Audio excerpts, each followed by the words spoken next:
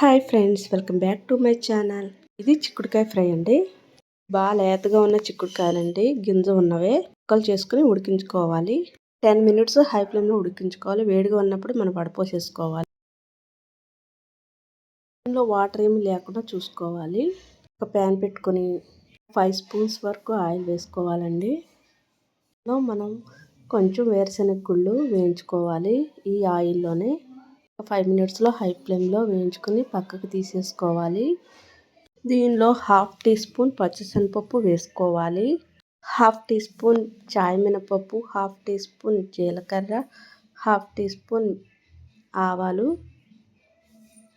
ఎండుమిరపకాయ 2 ముక్కల కింద చేసుకుని వేసుకోవాలి. కొంచెం కరివేపాకు, ఇవన్నీ బ్రౌన్ కలర్ వచ్చేంత వరకు వేయించుకోవాలి. ఒక ఉల్లిపాయ మనం ముందే సన్నగా కట్ చేసుకుని ఉంచుకున్నామండి, ఇది వేయించుకోవాలి. ఉల్లిపాయ కూడా బాగా వేయించేసుకోవాలి.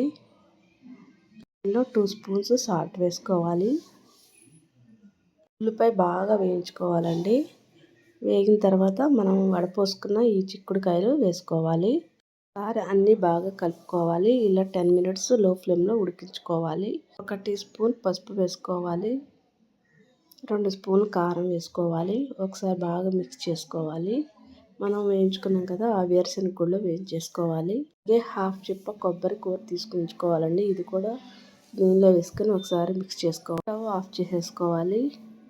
ఒకసారి ఇవన్నీ బాగా మిక్స్ చేసుకోవాలండి. ఇవన్నీ పట్టేటట్టు ఉప్పు కారం మొత్తగా ఒకసారి మిక్స్ చేసుకోవాలి. అయిపోయిందండి చిక్కుడుకాయ ఫ్రై. చాలా టేస్టీగా ఉంటుంది, చాలా బాగుంటుంది, తక్కువ టైంలో అయిపోతుంది. రెసిపీ కనుక మీకు నచ్చినట్లయితే లైక్ చేయండి, షేర్ చేయండి, కామెంట్ చేయండి. Please subscribe my channel. Thank you for watching.